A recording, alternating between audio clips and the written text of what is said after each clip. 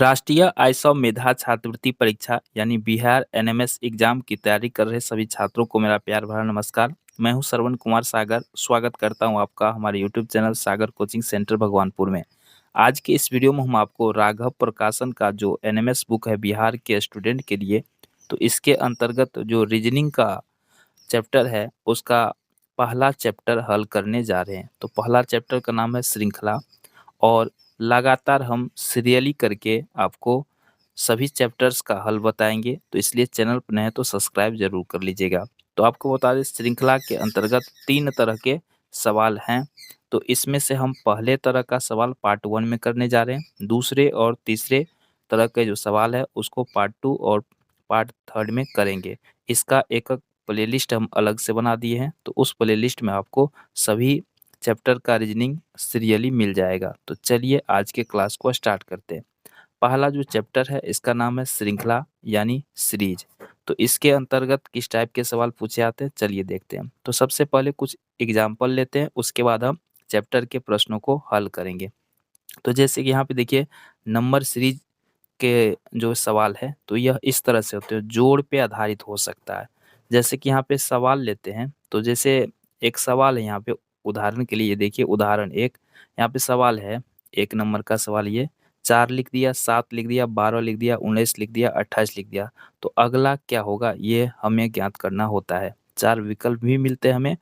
तो इसको कैसे हल करेंगे, इस टाइप के जो है एग्जाम में आपको 10 क्वेश्चंस पूछे जाते हैं। तो आप समझ सकते हैं इसका कितना महत्व है कि 10 क्वेश्चन इस टाइप के पूछे जाते हैं। तो इसको सीखना बहुत ही जरूरी है। तो यहाँ पे ये बहुत ही सिंपल होता है। ये देखिए, अलग अलग टाइप के हो सकते हैं। जोड़ पे आधारित हो सकता है, घटाओ गुणा भाग, है ना। तो इस पे आधारित हो सकता है, वर्ग वर्गमूल पे भी आधारित हो सकता है। तो जैसे कि ये जोड़ पे आधारित दिया है, तो इसको हम कैसे समझेंगे। तो यहाँ पे देखिए, हम सबसे पहले इसका अंतर निकालेंगे। तो यहाँ पे देखिए 4 से 7 हो रहा है, तो कैसे होगा, 4 + 3 करेंगे तो 7 होगा। 7 से 12 हो रहा है, तो 7 × 5 = 12। फिर 12 से 19 हो रहा है, तो 12 × 7 = 19। फिर 19 से 28 हो रहा है, तो 19 और 9 जोड़ेंगे तो 28। तो अब हमें समझ में आ गया कि पहले 3 जोड़ रहा है, फिर 5 जोड़ रहा है, फिर 7 जोड़ रहा है, फिर 9 जोड़ रहा है। यानी कि विषम संख्या का क्रम चल रहा है, यानी 2-2 बढ़ा करके जोड़ रहा है। तो 3, 5, 7, 9, अब किसकी बारी है, 11 की बारी है। तो अब जो यहाँ पे लास्ट में संख्या 28, इसमें हमें कितना जोड़ना है, 11 जोड़ना है। तो अगर इसमें हम 11 जोड़ेंगे तो ये कितना हो जाएगा, 39 यानी 39। तो ऑप्शन नंबर तीसरा हमारा सही उत्तर होगा। तो इस प्रकार इसको हम सॉल्व कर सकते हैं। दूसरा में भी आप देख सकते हैं, यहाँ पर यहाँ पे बनाया हुआ इसी को, ठीक है, इसको तो हम बता ही चुके हैं अभी। दूसरा उदाहरण देखिए, तो यहाँ पे इस तरह से है, 6, 8, 12, 18, 20 और 36, अगला क्या होगा। तो यहाँ भी उसी प्रकार से 6 से 8 हो रहा था, यानी +2 किया। 8, 4, 12 यानी 4 जोड़ दिया। फिर 12, 6, 18, 6 जोड़ दिया। फिर 18, 8, 26 और फिर 26, 10, 36। देखिए 2, 4, 6, 8, 10। तो अब हमें समझ में आ गया अगला क्या जोड़ना है, 12 जोड़ना है। तो 36 में अगर हम 12 जोड़ेंगे तो कितना हो जाएगा, 48। कितना हो जाएगा, 48। तो इसका मतलब इसका ऑप्शन नंबर 2 सही है। तो इस प्रकार जोड़ पर आधारित हो सकता है, घटाव पर आधारित हो सकता है, ठीक है। तो घटाव पर भी आधारित हो सकता है सवाल, है ना। जैसे कि उदाहरण के लिए आप यहाँ देख सकते हैं, यहाँ पे जैसे 87 है, फिर 86 लिख दिया। तो 87 से 86 कैसे होगा, यहाँ पे 1 घटाया गया है। फिर 86 से 84 2 घटाया गया है। फिर यहाँ पे 3 घटाया गया है। फिर यहाँ पे 4 घटाया गया। तो अब कितना घटाएंगे, 5 घटाएंगे। तो 77 में से 5 को घटा देंगे, क्या हो जाएगा, 72, है ना। तो इस प्रकार इसको हम बना सकते हैं। यहाँ पे उदाहरण देकर समझाया गया है, तो इसको आप आराम से समझ सकते हैं। अगर आप भी यह बुक खरीदना चाहते हैं तो हमारे व्हाट्सअप नंबर 9110113671, इस नंबर पर हमसे कांटेक्ट कर सकते हैं। चलिए देखते हैं, सवाल पे चलते हैं। तो इस तरह से आपको यहाँ गुना पे आधारित भी हो सकता है ना। जैसे कि यहाँ 6 से 12, तो 6 दूनी 12, फिर 12 दूनी 24, फिर 24 दूनी 48, फिर 48 दूनी 96, है ना। तो फिर 96 दूनी कितना हो जाएगा, ये हमें ज्ञात करना है। तो कितना हो जाएगा, 192। तो ये इसमें कौन सा है, ऑप्शन नंबर तीसरा सही। उसके बाद यहाँ पे देखिए, गुना पे आधारित बता चुके हैं, भाग पर भी आधारित सवाल हो सकता है इसमें। जैसे यहाँ पे 240 है, यहाँ पे क्या होगा ये हमें ज्ञात करना है। इधर हम देखेंगे तो समझ में आ जाएगा, है ना। यहाँ पे क्या किया है, यहाँ पे 2 से 10 हो रहा है, इसका मतलब यहाँ पर क्या है, भागा 5। फिर यहाँ 10 से 40 यानी यहाँ पे भागा 4 किया हुआ है। 40 से 120 यानी भागा 3, है ना। और उसके बाद तो यहाँ पे कितना हो जाएगा, इधर आ गया 5 4 3 घट रहा है, तो अब 2 से भाग हो जाएगा ना। तो यहाँ पे 240, यहाँ पे 2 से अगर हम भाग दे देते हैं कितना हो जाएगा, 2 से भाग कितना में 2 से भाग देंगे कि 120 हो जाएगा। तो यहाँ पर देखिए ध्यान से हमें निकालना है, तो यहाँ पे 240 ही हो जाएगा, है ना।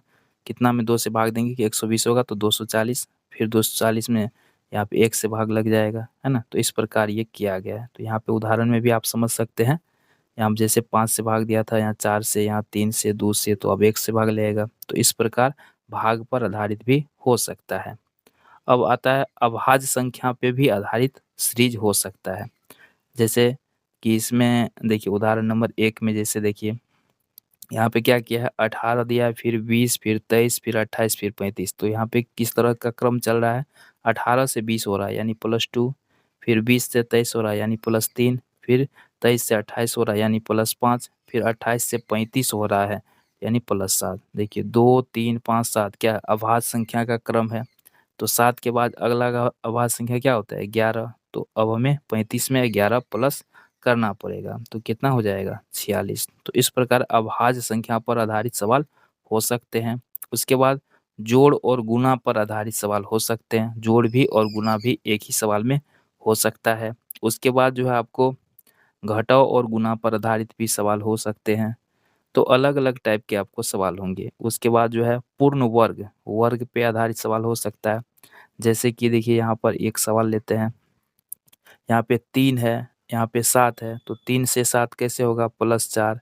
फिर 7 से 16 कैसे होगा, तो +9। 16 से 32 तो +16। फिर 32 से 57 तो ये हो गया +25। तो देखिए ये 4 जोड़ रहा है, फिर 9, फिर 16, फिर 25। ये सभी क्या है, पूर्ण वर्ग संख्या है।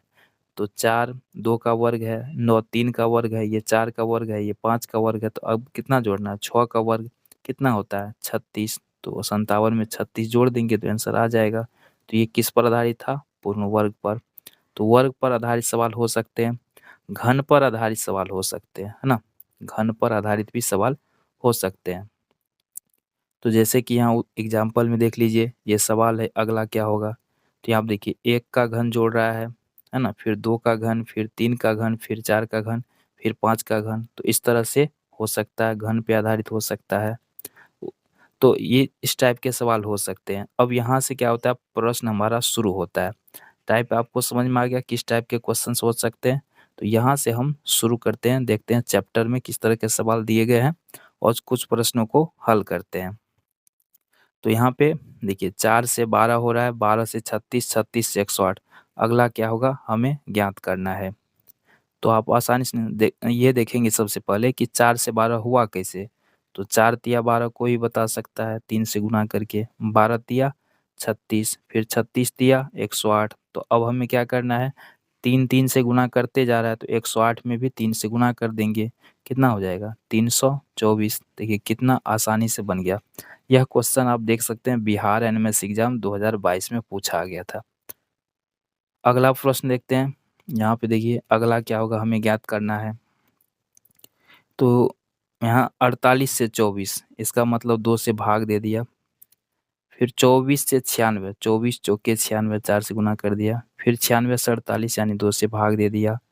फिर 48 से 192 यानी 4 से गुना कर दिया। तो एक बार 2 से भाग दे रहा, फिर 4 से गुना, फिर 2 से भाग, फिर 4 से गुना। तो अब किसकी बारी है, 2 से भाग देने की। तो 192 में 2 से भाग दे दीजिए, तो कितना होगा, ठीक है 9, यहाँ पे बच जाएगा 1 2 6 12, 96। कितना हो जाएगा, 96। तो इस प्रकार इसको बना सकते हैं। इसी टाइप के सवाल हैं। अगला यहाँ पे देखिए 2 से 3 हो रहा है, 3 से 8, फिर 27, फिर 112। तो यहाँ पे अगला क्या होगा, तो 2 से 3 कैसे हुआ, तो ये दिमाग लगाते हैं सबसे पहले, है ना। 2 से 3, तो यहाँ पर यहाँ 3 से 8, तो यहाँ कैसे हो रहा है, तो ध्यान दीजिए यहाँ 3 से 8 कैसे होगा, तो 3 दूनी 6 अब प्लस 2, 2 से 3 कैसे होगा, तो 2 गुना 1 प्लस, ठीक से लिख देते हैं, 2 गुना 1 अब प्लस 1 कर दे तो हो जाएगा 3। उसी तरह से 3 दूनी 6 और प्लस 2 हो गया 8। 8 से 27 कैसे होगा, तो 8 तिया 24 अब प्लस 3, है ना। फिर 27 से 112, तो 27 गुना 4 अब प्लस 4, ठीक है। 27 चौके 108 है प्लस 4 112 हो गया।